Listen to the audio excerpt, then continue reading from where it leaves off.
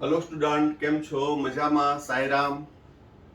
હવે 11મા ધોરણમાં chapter number 4 રાસાયણિક બંધન અને આણ્વીય રચનામાં લાસ્ટ ટોપિકમાં આપણે ચર્ચા કરી હતી નિયમનિષ્ઠ વીજભારની, એટલે કે ફોર્મલ ચાર્જ, અને અષ્ટકના નિયમના અપવાદરૂપ એક્ઝામ્પલની ચર્ચા કરી અને એમાંથી કેટલાક ઉદાહરણ પણ આપણે જોયા હતા. અને એક ઇન્સ્ટન્ટમાં તમને ક્વેશ્ચન આપ્યો હતો H3PO4 નું લુઈસ બંધારણ અને નિયમનિષ્ઠ વીજભાર ગણો. બરોબર? તો એની ચર્ચા આપણે આ વિડીયોના અંતમાં કરવાના છીએ કે એનું બંધારણ કઈ રીતે થાય છે, પ્લસ સલ્ફ્યુરિક એસિડના નિયમનિષ્ઠ વીજભારમાં થોડીક ક્વેરી રહી ગઈ હતી, એ અંગેની ચર્ચા પણ આપણે વિડીયોના અંતમાં કરશું. હવે નવો ટોપિક, નીચેના પદ સમજાવો. સ્ફટિક લેટિસ અથવા તો સ્ફટિક જાળીદાર રચના. આ ફંડામેન્ટલી પોઈન્ટ છે, ખૂબ જ અગત્યનો છે, જે બેઝિક ફંડામેન્ટલ ઓફ કેમિસ્ટ્રી માટે ખૂબ જ ઉપયોગી છે. સ્ફટિક લેટિસ અથવા લેટાઇસ એ શબ્દ હકીકતમાં આયોનિક ઘન માટે વધારે વપરાય છે. બરોબર? આમ તો કોઈ પણ ઘન પદાર્થમાં સ્ફટિક લેટિસ હોય છે જો એ સ્ફટિક બંધારણ ધરાવતું હોય તો સ્ફટિક બંધારણ શું છે, આયોનિક ઘન શું છે, બધાની ચર્ચા કરીએ એ પહેલા ફરી એકવાર થોડુંક ક્વિક રિવાઇઝ કરી લઈએ કે આયોનિક બંધ કેને કહેવાય.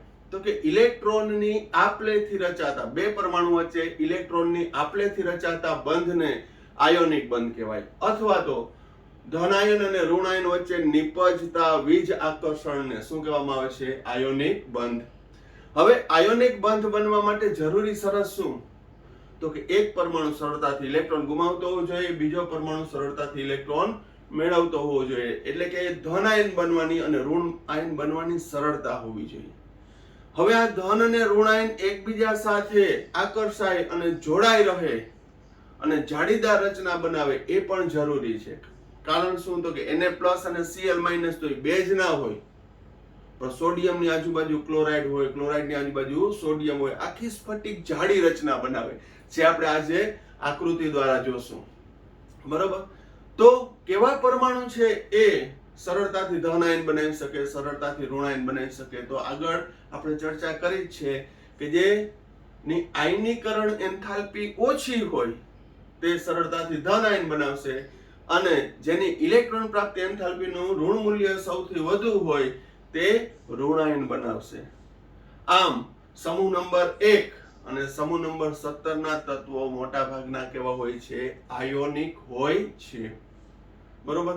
જે ટેક્સ્ટબુક મુજબ આપણે પોઈન્ટ આઉટ કર્યું છે. હવે એ આયોનિક ઘન પદાર્થ ની અંદર આવતા કેટલાક પદ, તો પહેલું સ્ફટિક લેટિસ અથવા લેટાઇસ, પ્રોનાઉન્સિએશન કંઈ પણ કરી શકાય, અથવા સ્ફટિક જાળીદાર રચના. તો સ્ફટિક લેટિસ કેને કહેવાય? તો કે આયોનિક ઘનમાં રહેલા ધનાયન અને ઋણાયનની નિશ્ચિત પ્રકારે થયેલી ત્રિપરિમાણીય ગોઠવણીને તે ઘનની સ્ફટિક લેટિસ અથવા લેટાઇસ કહે છે.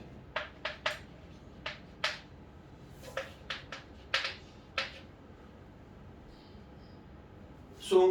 આયોનિક ઘનમાં રહેલા ધનાયન અને ઋણાયનની નિશ્ચિત પ્રકારે થયેલી ત્રિપરિમાણીય ગોઠવણીને શું કહેવામાં આવે છે? તે ધનની સ્ફટિક લેટિસ અથવા લેટાઇસ કહે છે, એક જે તે ઘન પદાર્થની. અહીં આયોનિક સંયોજન લીધું તો એ આયોનિક નહીં, ધાતુ હોય તો એની ધાતુની. ટૂંકમાં કહીએ તો સ્ફટિક લેટિસ ગોઠવણીમાં સ્ફટિક શબ્દ શું છે? તો કે સ્ફટિક એટલે જે તે ઘટકોનું નિયમિત રીતે પુનરાવર્તન થતું હોય. કઈ ઉદાહરણ તરીકે લઉં કે સોડિયમ ક્લોરાઇડ, રોક સોલ્ટ,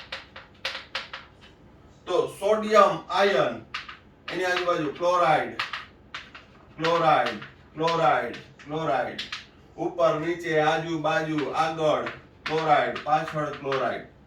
એવી રીતે ક્લોરાઇડ ની આજુબાજુ સોડિયમ, સોડિયમ, સોડિયમ, તો આ રીતે છે એ નિશ્ચિત પ્રકારે થયેલી ત્રિપરિમાણીય 3 ડાયમેન્શનલ રચના એને શું કહેવામાં આવે છે તો કે સ્ફટિક. ક્રમિક પુનરાવર્તિત ભાત એટલે પેટર્નમાં એ ગોઠવાતા જાય. Sodium chloride, sodium chloride, sodium chloride, sodium chloride, sodium chloride, sodium chloride, આ રીતે ત્રિપરિમાણીય જાળીદાર રચના બનાવે જેને કહેવામાં આવે છે સ્ફટિક લેટાઇસ. એવા પદાર્થ છે ને સ્ફટિકમય પદાર્થ કહેવાય. બાકી આડાવડા રેન્ડમલી ગોઠવાયેલા હોય એને કહેવાય અસ્ફટિકમય. જ્યારે નિયમિત ક્રમિક પુનરાવર્તિત ભાતમાં ગોઠવાય, પેટર્નમાં ગોઠવાયેલા હોય તો એને કહેવાય સ્ફટિક. જેમ કે આપણે સ્કૂલની અંદર પ્રાર્થના ચાલતી હોય તો એ જે ગોઠવણી છે ને સ્ફટિક ગોઠવણી કહેવાય. જ્યારે રિસેસ પડી હોય અને બધા મેદાનમાં આમ તેમ રમતા હોય એને અસ્ફટિકમય ગોઠવણી કહેવાય. નિયમિત ના હોય તેવી. જ્યારે અહીંયા નિયમિત ક્રમિક પુનરાવર્તિત ભાતમાં ગોઠવાય જેને શબ્દ વાપરવામાં આવે છે લેટિસ, સ્ફટિક લેટિસ. બરોબર. તો હવે આપણે NaCl ની સ્ફટિક લેટિસનું આકૃતિ દ્વારા જોશું અને એ આકૃતિ છે એ તમારે પણ દોરવાની છે. એટલે જ્યારે આ વિડિયો ચાલુ હોય ત્યારે તમારે પેન્સિલ અને ફૂટપટ્ટી લઈ અને સાથે સાથે દોરતું જવાનું છે. બરોબર. કઈ રીતે દોરવું એ બરાબર ધ્યાન રાખજો. અહીંયા NaCl ની સ્ફટિક લેટિસ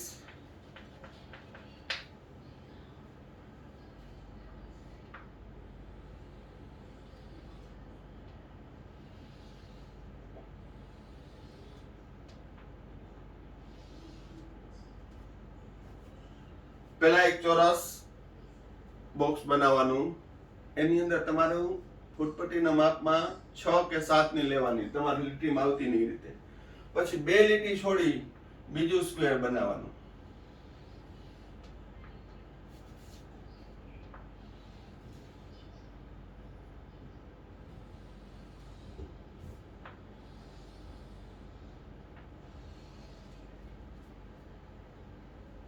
ત્યારબાદ આ 2 સ્ક્વેરના ખૂણાઓ છે એ જોડી દેવાના.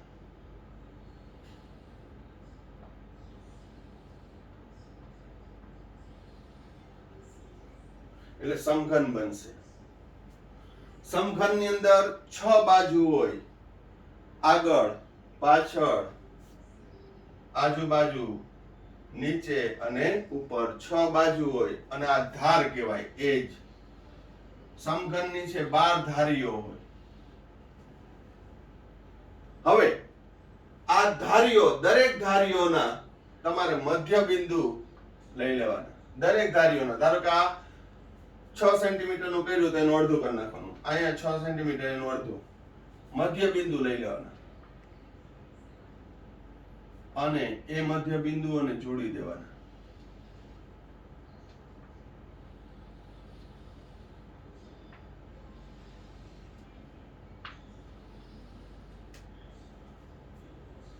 આ દરેકના મધ્ય બિંદુ.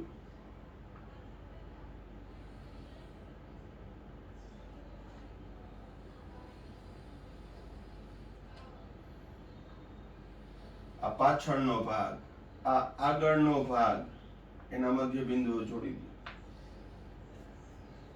હવે આ ધારીના મધ્ય બિંદુ,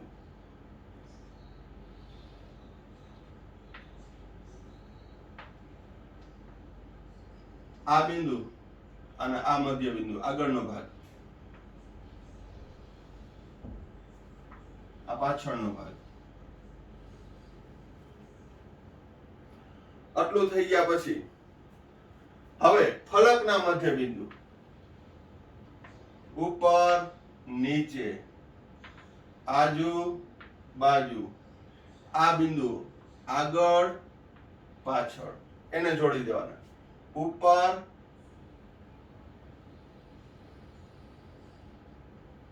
નીચે, આજુ, બાજુ, આગળ, પાછળ, આગળ, પાછળ. ફરીથી આ જે સમઘન દોર્યો એ ક્વિક રિવાઇઝ કરી લઈએ. રીકેપ. પેલા એક સ્ક્વેર બનાવ્યો, 2 લીટી છોડી તમારા પેજની અને જે 6 સેન્ટીમીટર માપ લીધું એવડી 6 સેન્ટીમીટરની બીજો સ્ક્વેર બનાવો.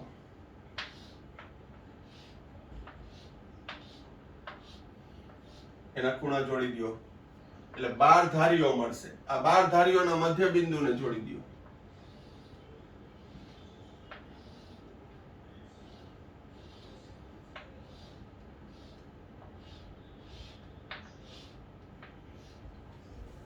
પછી ફલકના મધ્ય બિંદુ ઉપર નીચે આજુ બાજુ આગળ પાછળ બરોબર. એટલે એક આવી સ્ફટિકમય જાળીદાર રચના આવશે. હવે તેમાં સોડિયમ અને ક્લોરાઇડ કઈ રીતે ગોઠવાયેલા છે જો. યલો છે એને હું ક્લોરાઇડ દ્વારા દર્શાવું અને પિંક છે એને સોડિયમ આયન દ્વારા દર્શાવું. અહીં તો ખૂણા ઉપર જોજો ક્લોરાઇડ આયન ઋણ આયન મોટા હોય ધન આયન કરતા એટલે મોટું દોરું છું. એ ખૂણા ઉપર ક્લોરાઇડ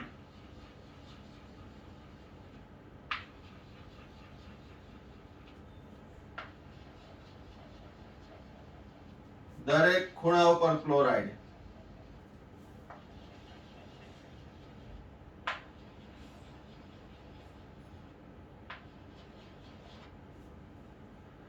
આઠ ખૂણા હોય સમઘનના 8 ખૂણા ઉપર ક્લોરાઇડ.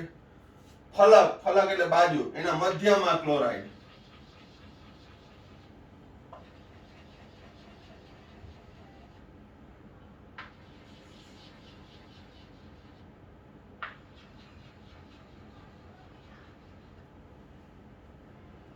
ઉપર નીચે આજુબાજુ આગળ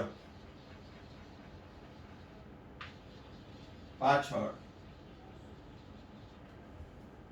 આ શું મુકાઈ ગયા ક્લોરાઇડ. હવે ધારીઓના મધ્યમાં આ ધારી કહેવાય. ધારીના મધ્યમાં સોડિયમ.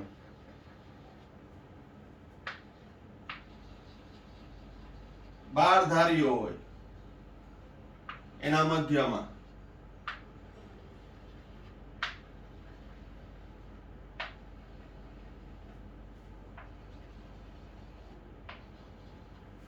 ગમે ત્યાં જોઈન્ટ હોય ને એને ના મૂકતા. 3D મેચ તમે જ્યારે દોરો ત્યારે આ જે છે આ બિંદુ એ નહીં આવે કે જ્યાં જોઈન્ટ હોય ત્યાં બધા બિંદુ જોડી દેવાના. એક ક્રમિક પુનરાવર્તિત ભાતમાં આવશે.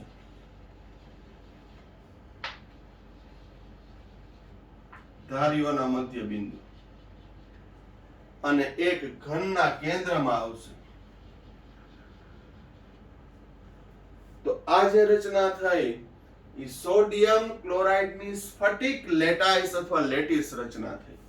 કઈ રીતે જો અહીં તમે જોશો કોઈ પણ ધારમાં તમે જાશો ગમે ત્યાં chloride sodium chloride sodium chloride sodium chloride chloride sodium chloride sodium chloride sodium chloride sodium chloride sodium chloride આખી ક્રમિક પુનરાવર્તિત ભાતમાં ત્રિપરિમાણીય ગોઠવણી થાય તો આ કહેવાય NaCl ની લેટિસ સ્ફટિક.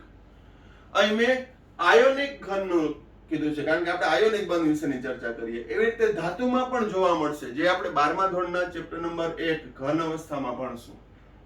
જુદી જુદી સ્ફટિક લેટિસ આ NaCl નું છે. આવી ક્રમિક પુનરાવર્તિત ભાતમાં ગોઠવાયેલા હોય. અહીં તમે ક્લોરાઇડ ગણશો તો 14 ક્લોરાઇડ છે અને 13 સોડિયમ છે અને આને કહેવાય NaCl નો એકમ કોષ. આ શું થશે NaCl નો એકમ કોષ કે આવા અસંખ્ય એકમ કોષ એકબીજા સાથે જોડાય અને આખો પદાર્થનો સ્ફટિક બનાવશે. બરોબર. અહીંયા ગમે તે ધાર લઈ લ્યો. હજી આગળ chloride sodium chloride sodium chloride sodium chloride બધી બાજુથી. તો આ થયો NaCl નો એક એકમ કોષ સ્ફટિક. ફરી પાછો અહીંયા હું ક્વિક રિવાઇઝમાં અહીંયા મૂકી દઈએ. ખૂણા ઉપર ક્લોરાઇડ ખૂણા ફલકના મધ્યમાં ઉપર નીચે આજુ બાજુ આગળ પાછળ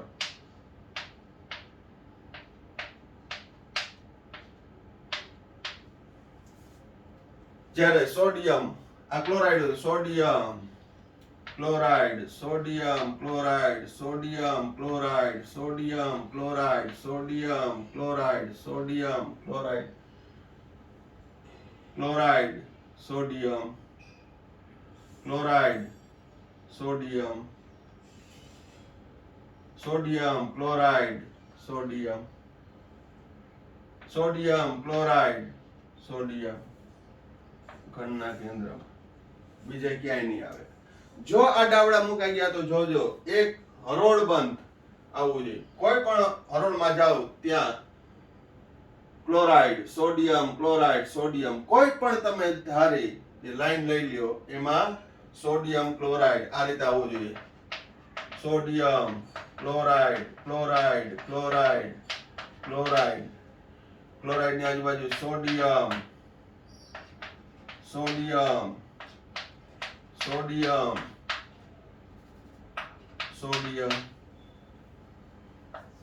આગળ સોડિયમ પાછળ આગળ ક્લોરાઇડ પાછળ ક્લોરાઇડ. ટૂંકમાં કહીએ તો એક સોડિયમની આજુબાજુ 6 ક્લોરાઇડ જોડાયેલા હોય. 1 2 3 4 5 અને 6 દરેકમાં આ સોડિયમની આજુબાજુ 6 ક્લોરાઇડ એક સોડિયમની આજુબાજુ 6 ક્લોરાઇડ એવી રીતે એક ક્લોરાઇડની આજુબાજુ 6 સોડિયમ જોડાયેલા હોય. બરોબર. કોઈ એવી દલીલ ના કરતા સર અહીંયા ગણો તો કે 1 2 3 અને 4 જ છે. બરોબર. આ સોડિયમની વાત કરું તો 1 2 3 અને 4 તો અહીંયા હોય ક્લોરાઇડ આગળ ક્લોરાઇડ આ પાછળનો ભાગ છે. સોડિયમની પાછળ ક્લોરાઇડ આગળ ક્લોરાઇડ ઉપર નીચે આજુબાજુ આગળ પાછળ. બરોબર. તો એ કોઈ દલીલ ના કરતા સર અમને તો અહીંયા બધામાં 6 કીધા પણ બધામાં નથી થતા. અહીંયા ઘનના કેન્દ્રમાંથી થઈ જશે બાકી આખી દોરવું પડે. બરોબર. એટલું બધું આખું બોર્ડ દોરવું પડે. હજી આગળ લખવું પડે. ટૂંકમાં કહીએ તો પ્રત્યેક સોડિયમની આજુબાજુ 6 ક્લોરાઇડ અને પ્રત્યેક ક્લોરાઇડની આજુબાજુ 6 સોડિયમ જોડાયેલા હોય છે. આ આકૃતિની ખાસ પ્રેક્ટિસ કરજો તમે, કારણ કે 12મા ધોરણમાં ચેપ્ટર નંબર 1 ઘન અવસ્થામાં આવી ઘણી બધી તમારે ડાયાગ્રામ દોરવાની આવશે. એમાંય આ સોડિયમ ક્લોરાઇડ છે મોસ્ટ આઈએમપી છે. બરોબર. તો નિરાતે જે મેં સ્ટેપ કરતો તો એ પ્રમાણે વિડિયો પોઝ કરતા જાજો અને જોતા જાજો. બરોબર. ક્વિક રિવાઇઝમાં પણ મેં કરાવી દીધું કઈ રીતે બિંદુઓ મોકલવા, પ્લસ મટીરીયલમાં પણ હું મોકલીશ. વ્યવસ્થિત આ જોઈ લ્યો.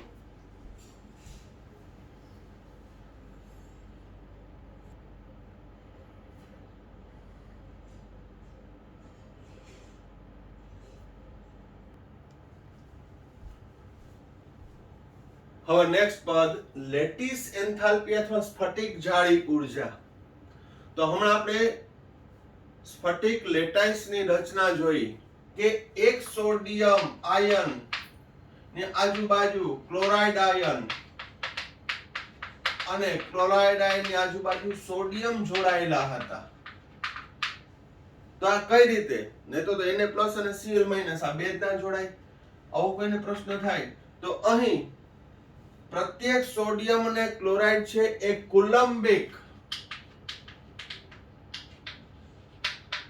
આકર્ષણ બળથી જોડાય અને ત્રિપરિમાણીય રચના બનાવે છે. એટલે કે આયોનિક ઘનમાં ધન આયન અને ઋણ આયન છે એકબીજા સાથે કુલંબિક આકર્ષણ બળથી જોડાય અને ત્રિપરિમાણીય રચના બનાવે. જેમાં કુલંબિક આકર્ષણ બળ આના પહેલા પણ મેં સમજાવ્યું હતું કે સોડિયમ +1 છે એટલે એક પ્રોટોન વધ્યો સાપેક્ષ. અહીં Cl-1 છે એટલે કે અહીં એક ઇલેક્ટ્રોન વધુ છે. તો પ્રોટોન પરનો કુલંબિક વીજભાર 1.602 × 10⁻19 કુલમ, ઇલેક્ટ્રોન પર -1.602 × 10⁻19 કુલમ.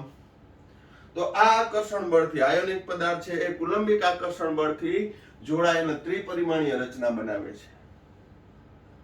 તો જ્યારે એ સોડિયમ આયન વાયુરૂપ અને ક્લોરાઇડ આયન વાયુરૂપ એ બેને છૂટા પાડવા હોય વાયુરૂપ અવસ્થામાં સોડિયમ +1 Cl -1 ત્યારે એમને એમ ના થાય કારણ કે આ NaCl છે એ સોલિડ છે એ કેવો છે સોલિડ તો સોડિયમ ક્લોરાઇડ સોલિડ એમાંથી Na+ gaseous Cl- gaseous ionic ઘન પદાર્થમાં રહેલા ધનાયન અને ઋણાયનને અનંત અંતરે દૂર કરવા આપવી પડતી ઉર્જાને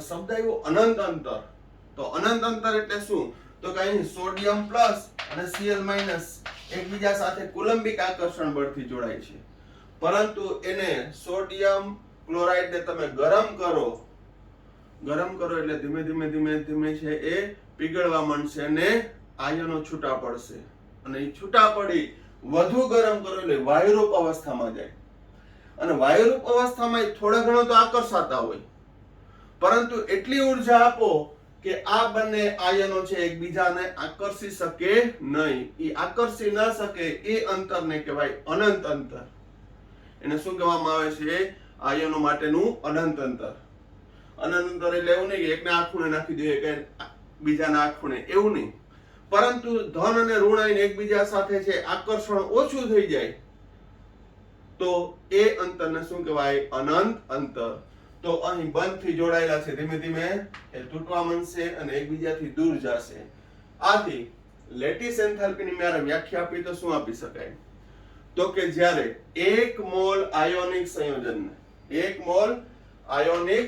સંયોજનને વાયુરૂપ ધન આયન અને ઋણ આયનમાં અનંત અંતરે દૂર કરવા માટે આપવી પડતી ઉર્જાને શું કહેવામાં આવે છે જે તે સ્ફટિકની લેટિસ એન્થાલ્પી જેમ કે સોડિયમ ક્લોરાઇડના 1 મોલમાં હું જો 788 કિલો જૂલ ઉર્જા આપું પ્રતિ મોલ કેટલી 788 કિલો જૂલ ઉર્જા આપું તો તેમાં રહેલા ધનાયન અને ઋણાયન અનંત અંતરે દૂર થશે એટલે એકબીજાથી દૂર થશે હવે આકર્ષાતા નથી બાકી થોડુંક ગરમ કરું 788 કિલો જૂલ થી ઓછી ઉર્જા આપું તો એ પીગળશે ખરા બંધ એકબીજાથી દૂર જશે પરંતુ આકર્ષાશે તો ખરા જ પરંતુ જો 788 કિલો જૂલ આપી દે એટલે વાર્તા પૂરી એ હવે વાયુરૂપ ધનાયન અને ઋણાયન એકબીજાથી અલગ પડ્યા છે આકર્ષાઈ શકતા નથી તો એને કહેવાય સ્ફટિકની લેટિસ એન્થાલ્પી એટલે કે ઉર્જા હવે બીજા અર્થમાં કહું ઉષ્મા રાસાયણિક સમીકરણ હું લખું છું NaCl solid વત્તા 788 kilo joule gives Na+ વાયુરૂપ gaseous Cl minus gaseous આ ઉષ્મા શોષક થઈ અથવા હું આમ લખું છું NaCl solid gives Na+ Cl minus delta H plus 788 kilo joule પ્રતિ મોલ અને ઉષ્મા રાસાયણિક સમીકરણ કહેવાય રાસાયણિક સમીકરણ છે ને ઉષ્માના મૂલ્ય સાથે છે હવે એનાથી ઊંધો હવે બરાબર ધ્યાન રાખજો હું Na+ gaseous Cl minus gaseous gives NaCl solid અહીં NaCl માંથી Na+ અને Cl minus ને દૂર કરવા માટે છૂટા પાડવા માટે 788 કિલો જૂલ ઉર્જા આપી તો હવે ઊંધું Na+ gaseous Cl minus gaseous એકબીજાથી નજીક આવી ફરી પાછું NaCl solid બને ત્યારે કેટલી ઉર્જા મુક્ત કરશે 788 કિલો જૂલ પ્રતિ મોલ ખ્યાલ આવે છે તો અહીં બીજા અર્થમાં કહું તો વાયુરૂપ ધન આયન અને ઋણાયન ને એકબીજા સાથે જોડાઈ અને એક મોલ આયોનિક ઘન બનવા માટે બને ત્યારે મુક્ત થતી ઉર્જાને શું કહેવામાં આવે છે તો કે તે આયોનિક સંયોજનની લેટિસ એન્થાલ્પી કહે છે.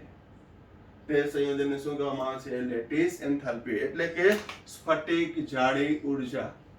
અને ભાઈ સાવ શોર્ટમાં વ્યાખ્યા યાદ રાખવાની. 1 મોલ આયોનિક સંયોજનમાં રહેલા ધન આયન અને ઋણ આયનને અનંતંત્રે દૂર કરવા માટે આપવી પડતી ઉર્જા, અથવા અનંતંત્રે રહેલા વાયુરૂપ ધન અને ઋણ આયનને એકબીજા સાથે નજીક લઈ અને ઘન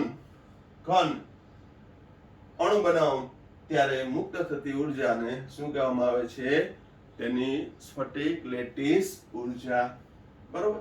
હવે આ ઉષ્માગતિ શાસ્ત્રના સિદ્ધાંતમાં આપણે ચેપ્ટર નંબર 6 માં ભણશું, પણ થોડુંક અહીંયા હું સંદર્ભ આપું છું. પહેલા વ્યવસ્થિત જોઈ લ્યો અને પછી એનું સ્પેસિફિક ઉદાહરણ આપું છું કે આમાં ઉર્જાના ક્યાં ક્યાં ફેરફાર થાય છે. બરોબર. એકદમ ઇન્ટરેસ્ટિંગ ટોપિક છે ઉષ્માગતિ શાસ્ત્રનો. ટોપિક આપણા ચેપ્ટર નંબર 4 માં લેશું. પહેલા આટલું જોઈ લ્યો.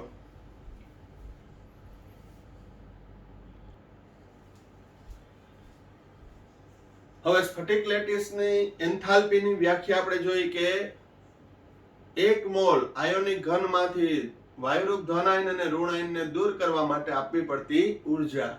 પરંતુ અહીં એક સંદર્ભ તરીકે એક્ઝામ્પલ લેશું કે સમગ્ર પ્રક્રિયા દરમિયાન ઉર્જાના કયા કયા ફેરફાર થતા હોય. બરાબર અહીં એકાગ્રતાપૂર્વક ધ્યાન રાખજો.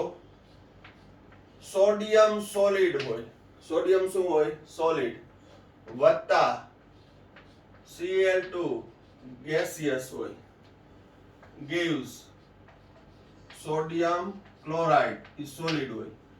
અહીં મેં દરેકની પ્રમાણિત સ્થિતિ દર્શાવી કે ભાઈ સોડિયમ સામાન્ય તાપમાને અને દબાણે કયા સ્વરૂપે હોય? તો કે ઘન સ્વરૂપે. ક્લોરીન કયા સ્વરૂપે હોય? વાયુ સ્વરૂપે. સોડિયમ ક્લોરાઇડ કયા સ્વરૂપે હોય? ઘન સ્વરૂપે. બરાબર ધ્યાન રાખજો. અહીં NaCl નું હું 1 મોલ જ લઉં છું.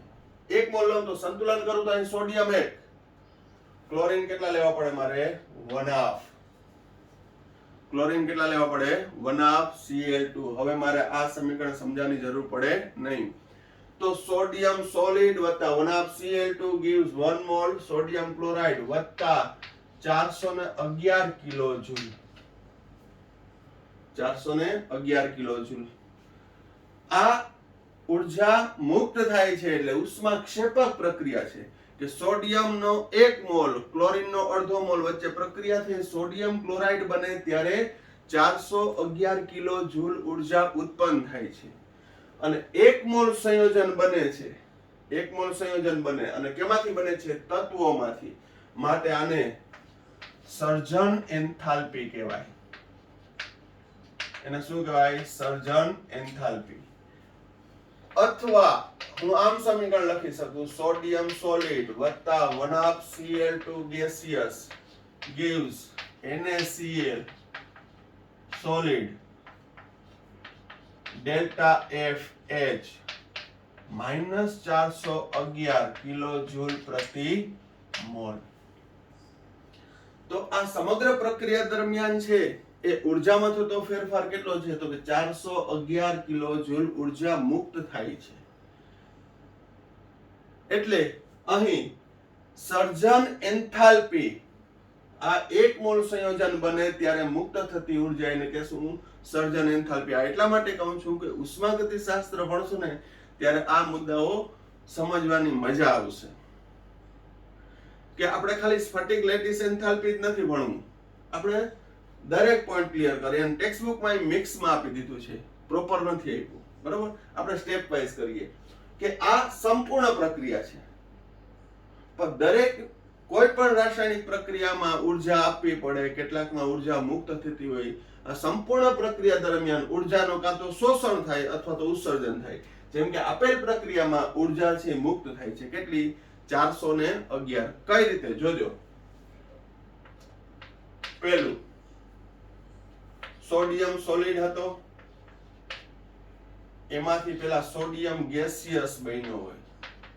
સોડિયમ પરમાણુ ઘનમાંથી શું બન્યો હોય? વાયુમાં રૂપાંતર થયું હોય. તો ફ્રીમાં ના થયો હોય. અહીં મેં ઉર્જા કેટલી આપી હોય? 108 કિલોજૂલ. આ ઓરિજિનલ આંકડો જ છે. સોડિયમ સોલિડ માંથી ગેસિયસ, આને કહેવાય ઉધ્વપાતન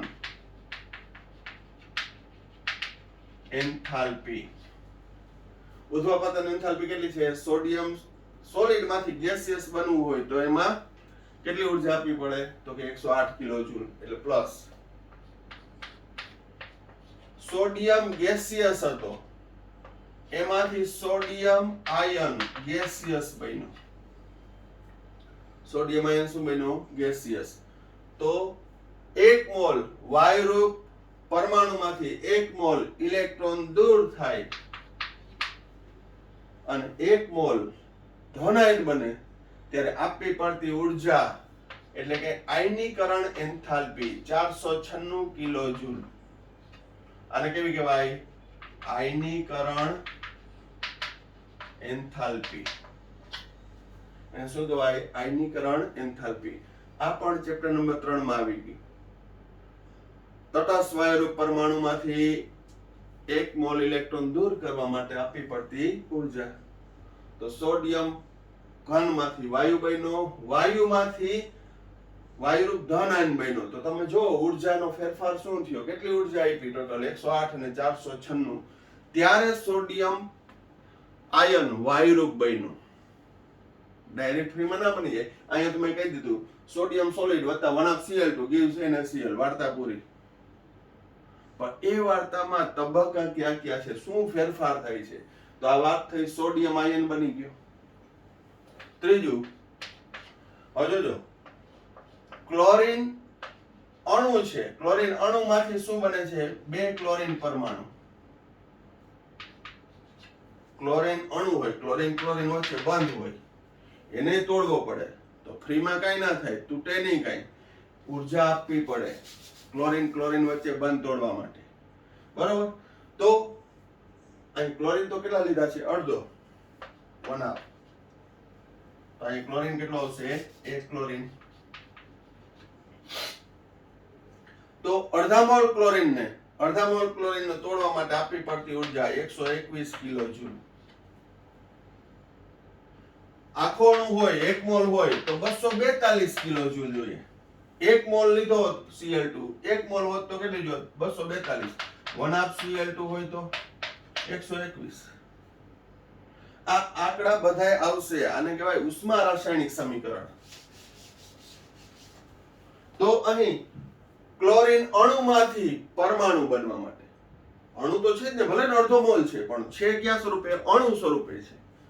કોઈ એમ ના કહેતા સોરી તો ક્લોરીન પરમાણુ નથી, નહીં, અણુ સ્વરૂપે છે. અણુનો અડધો મોલ લીધો. અડધો મોલ એટલે 3.011 × 10⁻23 ક્લોરીન અણુ. બરોબર? એટલે આ ક્લોરીન સંતુલન માટે 1/2 Cl2 અણુ સ્વરૂપે છે. હવે અણુમાંથી પરમાણુ બન્યો તો ત્યારે 121 કિલો જૂલ ઉર્જા આપી.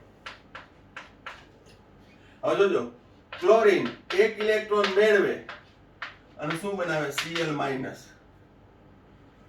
આ ક્લોરીન અણુમાંથી પરમાણુ બન્યો, એને કહેવાય વિયોજન એન્થાલ્પી. એન્થાલ્પી એટલે ઉર્જા. ઉધ્વપાતન, ઘનનું વાયુમાં રૂપાંતર થાય. ઉધ્વપાતન માટે આપવી પડતી એન્થાલ્પી એટલે કે ઉર્જા. આયન બનવા માટે આયનીકરણ એન્થાલ્પી, આયનીકરણ ઉર્જા. અણુમાંથી પરમાણુ બને એટલે વિયોજન પામે, વિયોજન એન્થાલ્પી. મૂલ્ય કેટલું? 121. હવે ક્લોરીન વાયુરૂપ ક્લોરીન પરમાણુમાંથી વાયુરૂપ ક્લોરાઇડ આયન બને તો ઇલેક્ટ્રોન મેળવે. ઇલેક્ટ્રોન મેળવે એટલે ઇલેક્ટ્રોન પ્રાપ્તિ એન્થાલ્પી. તો ક્લોરીનની ઇલેક્ટ્રોન પ્રાપ્તિ એન્થાલ્પીનું મૂલ્ય તમને યાદ હોય તો 349 કિલો જૂલ છે. ક્યાં આવ્યું? ચેપ્ટર નંબર 3 માં. ક્લોરાઇડ આયન બને ત્યારે કેટલી ઉર્જા મુક્ત કરશે? 349 પ્લસ 349. આ બાજુ લઈ આવું છું, જોજો, -349. ફરીથી ક્લોરાઇડ પરમાણુમાંથી ક્લોરાઇડ આયન બન્યો ત્યારે કેટલી ઉર્જા મુક્ત કરી? 349 મુક્ત કરી. અહીંયા શોષણ થયું. આ શોષક. હવે આ ક્ષેપક 349. પણ આપણે સરવાળો કરો ને એટલે આ બાજુ લઈ આવું, પ્લસ છે આ બાજુ લઈ આવું તો -349. પાંચમું સ્ટેપ જોજો, સોડિયમ વાયુરૂપ સોડિયમ આયન વાયુરૂપ ક્લોરાઇડ આયન ભેગા થઈ અને NaCl સોલિડ બનાવ્યું. તો મેં ઊંધી વ્યાખ્યા આના પહેલા જ મેં સમજાવી હતી. શું? વાયુરૂપ ધન આયન અને ઋણ આયન એકબીજા સાથે આકર્ષાય અને NaCl સ્ફટિક બને ત્યારે મુક્ત થતી ઊર્જા એટલે સ્ફટિક ઊર્જા લેટિસ એન્થાલ્પી. કેટલી? Lattice enthalpy. આ ઇલેક્ટ્રોન પ્રાપ્તિ એન્થાલ્પી છે. બધી ઉર્જા એન્થાલ્પી જ છે, પરંતુ આ ઉધ્વપાતન, આ આયનીકરણ, આ વિયોજન, આ ઇલેક્ટ્રોન પ્રાપ્તિ, આ લેટિસ એન્થાલ્પી. ફરી વ્યાખ્યા જોઈ લેજો આગળના પોઈન્ટમાં. વાયુરૂપ ધન આયન અને ઋણ આયન એકબીજા સાથે આકર્ષાય અને NaCl ઘન બને, આયોનિક ઘન બને ત્યારે મુક્ત થતી ઉર્જા. હવે ઊંધું, 1 મોલ આયોનિક ઘનમાંથી વાયુરૂપ ધન આયન અને ઋણ આયનને દૂર કરવા માટે આપવી પડતી ઉર્જા ભેગા કરો તો મુક્ત થતી ઉર્જા 788. 788 ને આ બાજુ લઈ આવો એટલે -788. તો આ કઈ છે? Lattice enthalpy. હવે આ તબક્કાવાર પ્રક્રિયા છે, step by step.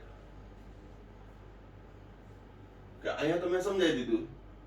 Sodium solid 1/Cl2 gaseous gives NaCl અને 411 કિલોજૂલ ઉષ્મા મુક્ત થાય છે. પરંતુ સમગ્ર પ્રક્રિયા દરમિયાન કેટલીક પ્રક્રિયામાં ઉર્જા આપી હશે, કેટલાકમાં મુક્ત થઈ હશે. એ કેટલાક ક્યાં? તો કે સોડિયમ સોલિડ માંથી ગેસિયસ બન્યું હોય, એ ગેસિયસ માંથી આયન બન્યું હોય અને એ આયન જોડાય અને NaCl સોલિડ બન્યું હોય. આ રીતે એમને ડાયરેક્ટ અહીંયા લખી નાખ્યું. આ તો ટોટલ છે, પણ દરેક તબક્કામાં ક્યાં ક્યાં ઉર્જાના ફેરફાર થયા હોય એનું અહીંયા સરવૈયું છે. એક સાદું નામું છે, જમા ઉધાર, ઉર્જા આપી, ઉર્જા મળી. એક વ્યાપારી ખાતા વહી જેવું છે, એકાઉન્ટ્સ છે આ પ્રક્રિયાનું. બરાબર? તો અહીં હવે જોજો, મેં તમને સમીકરણોના સરવાળા બાદબાકી પણ સમજાવ્યા હતા કે સમાન પદ એક બાજુ હોય તો સરવાળો થાય, એ વિરુદ્ધ દિશામાં હોય એટલે કે ડાબી અને જમણી બાજુ, નિપજ અને પ્રક્રિયક બાજુ હોય તો બાદબાકી થાય. તો જોજો શું ઉડશે? સોડિયમ ગેસિયસ ઉડે. અહીં સોડિયમ આયન ગેસિયસ ઉડે. પછી ક્લોરીન પરમાણુ, વાયુરૂપ ક્લોરીન પરમાણુ ઉડે. ક્લોરાઇડ આયન ગેસિયસ ઉડે. તો રહ્યો શું? આ બાજુ ઘણું ઉડાન નાખ્યું તો રહ્યું ને, આ રહ્યું. આ નેટ રિએક્શન, ઇન્ટરનેટ વાળું નેટ નહીં, ટોટલ સોડિયમ સોલિડ. પછી શું રહ્યું? 1/Cl2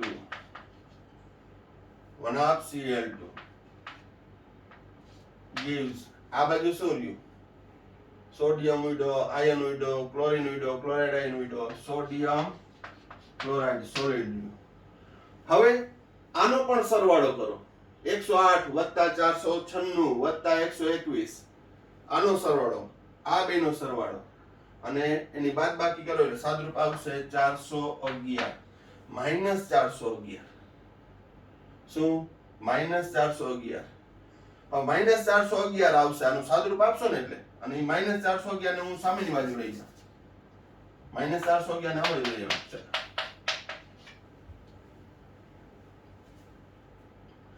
તો અહીં જેટલી મેં ઉર્જા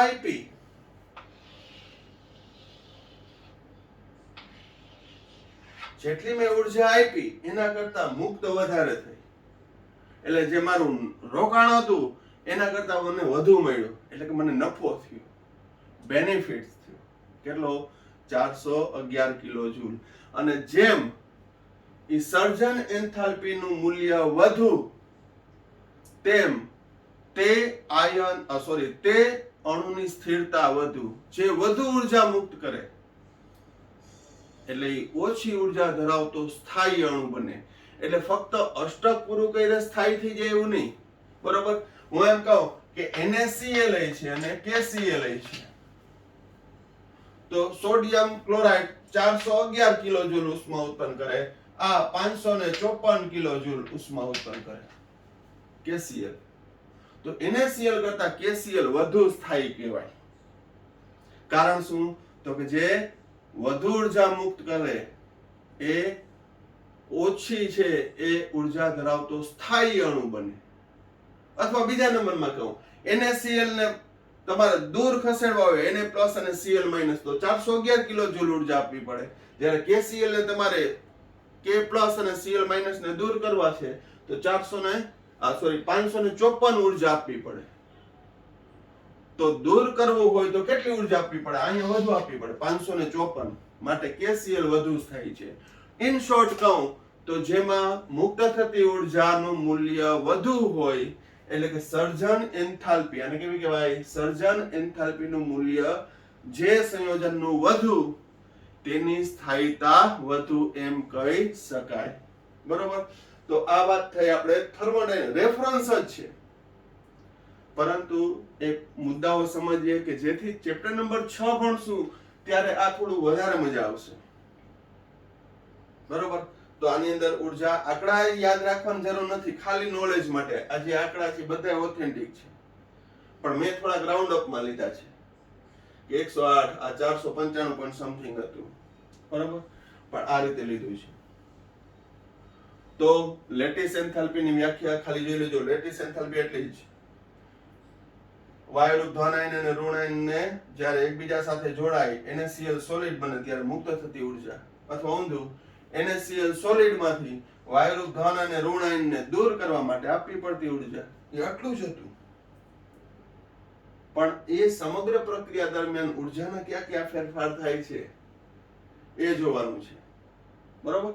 Na+ ગેસિયસ કેમ બન્યો, Cl- ગેસિયસ કેમ બન્યો, તો દરેકમાં ઉર્જા ખર્ચવી પડે, કેટલાકમાં ઉર્જા મુક્ત થાય. તો આ ઉર્જાનો જે ફેરફાર થાય છે એક વ્યાપારી ખાતાવહી જેવું છે, બિઝનેસ એકાઉન્ટ જેવું છે, બરોબર. તો આ લેટિસ એન્થાલ્પી છે એ જોઈ લેજો, એની અંદર આવતી ટર્મ્સ પણ તમે જોજો, બરોબર. વ્યવસ્થિત પોઈન્ટ જોઈ લ્યો.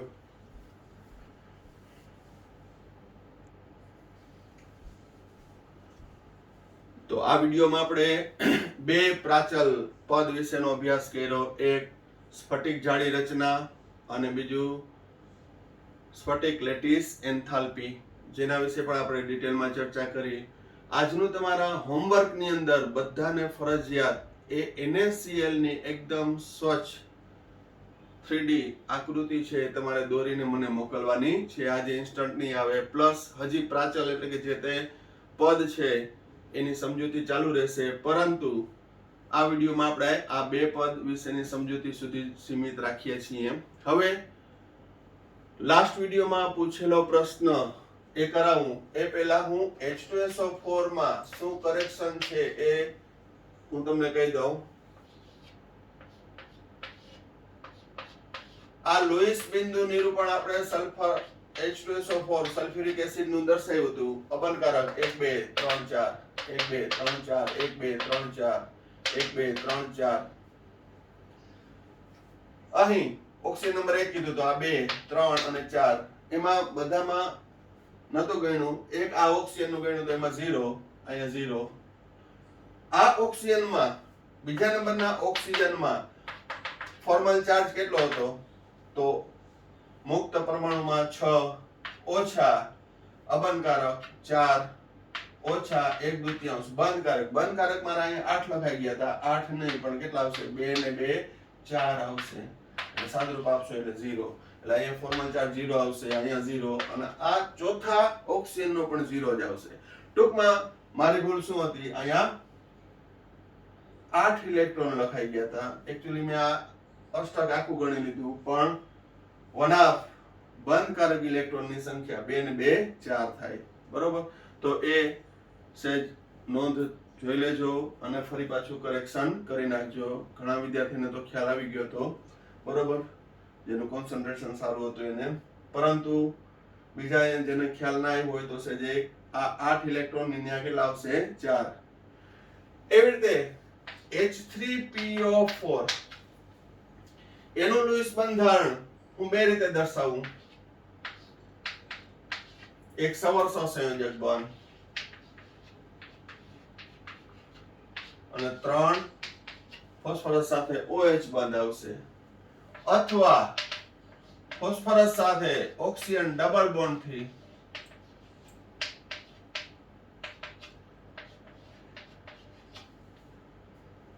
તો અહીં આ સવર્ષ સંયોજક બંધ, અહીંયા ડબલ બોન્ડ. હવે આમાં ફોર્મલ ચાર્જ આવશે આ -1. ગણિત નાખીએ અહીં 1 2 3 4. આ એક ઓક્સિજન નું 6 ઓછા અબંધકારક 1 2 3 4 5 6 ઓછા 1/2 બંધકારક 2. અહીંયા -1 આવશે. આ -1 તો આ ફોસ્ફરસ નું કેવો આવશે? +1. અહીંયા ફોર્મલ ચાર્જ ગણશો તો 0 0. પરિણામે ફોસ્ફોરિક એસિડ નું આ બંધારણ છે વધુ સ્થાયી છે, બરોબર. તો ઘણા બધા વિદ્યાર્થીએ છે એ મને જવાબ મોકલ્યો હતો, પરંતુ એ જે મેસેજ હતા મિક્સ થઈ ગયા છે, એટલે સ્પેસિફિક નામનું લિસ્ટ નથી બનાવી શક્યો. પરંતુ જે વિદ્યાર્થીએ મને આનો સાચો જવાબ આપ્યો છે એ બધાને ખૂબ ખૂબ અભિનંદન. અવનવી પ્રયાસ કરતા રહેજો. ઘણા બધા વિદ્યાર્થી હવે જવાબ આપે છે, એટલે વોટ્સઅપમાં એટલા જવાબ આ નામ મિક્સ થઈ જતા હોય કે જેથી ક્યારેક ક્યારેક કોઈનું નામ રહી પણ જતું હોય. પણ રૂટીન બધા જે વિદ્યાર્થી જવાબ દે છે એ બધા જતા અવનવો પ્રયત્ન કરતા રહેજો. અને દરેક પોઈન્ટ છે એ થિયરીનો હોય કે ન્યુમેરિકલ હોય કે આ રીતનું બંધારણ હોય, દરેકને ઇન્ટરેસ્ટથી તમારે જોવાનું. બીજી મને થોડુંક એનાલિસિસ કરતો હું છું કે વિડીયોની અંદર અમુક જે છે એ એટલું કન્ટિન્યુ જોતા ના હોય, અમુક આખો વિડીયો ના જોતા હોય, અમુક છે એ સ્કીપ કરી નાખતા હોય.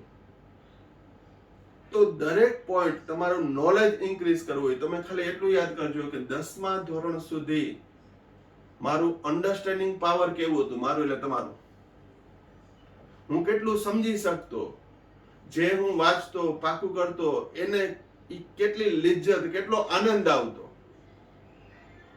કઈ રીતે અભ્યાસ કરતો એ જોજો. અને હવે 11મા ધોરણની અંદર સાયન્સ રાખ્યું છે તો મારામાં શું ડેવલપમેન્ટ થયું, કેટલું નોલેજ ઇન્ક્રીઝ થયું, કઈ રીતનું વર્ક કરવું પડે, જે તે ટોપિકમાં કઈ રીતે ભણીએ તો વધુ આપણે મજા આવે, એ તમે એક શાંત ચિત્તે છે વિચારજો. તો દરેક પોઈન્ટ છે કરવો પડે. જો ઘણા બધા વિડીયો કેમિસ્ટ્રીના બનાવતા હોય છે, ખાલી ટેક્સ્ટ બુક મુજબ છે પોઈન્ટ આઉટ કરી દઉં તો અત્યારે મારા ચેપ્ટર પર ચેપ્ટરના ઢગલા થઈ ગયા હોય.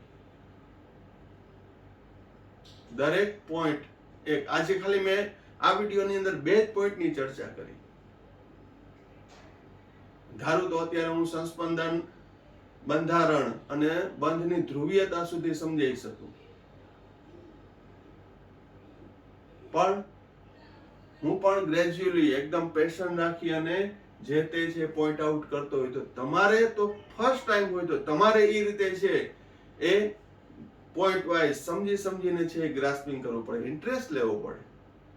મેં તમને ઘણીવાર કહેતો હોઉં છું કે આ બાદશાહના નેહા કક્કરના ગીત નથી કે ડાન્સ નથી, બરોબર, કે ઢીંચક ચાલતું હોય, મ્યુઝિક બેકગ્રાઉન્ડ હાલતું હોય અને મજા આવ્યા રાખે, બરોબર. આમાં મજા લેવાની હોય, આપણે એ ક્રિએટ કરવાની હોય, આમાં લિજ્જત. અને આમાં એકવાર મજા લેશો એટલે તમારું જે એજ્યુકેશન લેવલ છે એ ખૂબ જ અપ જશે, બરોબર. તો આ વિડીયોમાં આપણે અહીંયા સુધી રાખીએ છીએ. વિડીયો જોવો તો એકાગ્રતાપૂર્વક જોજો, બધા માટે. હું એમ નથી કહેતો બધા જોવે છે, પણ અમુક જે છે એ સ્કીપ કરતા હોય છે અથવા તો પછી જોતા હોય છે, એવોઇડ કરતા હોય છે, એના માટેની વાત છે. બાકી જે મારા કોન્ટેક્ટમાં છે, રેગ્યુલર સંપર્કમાં છે, એ બધા જોવે છે એનો અમને ખ્યાલ આવી જતો હોય છે. Okay, thank you. સાઈરામ.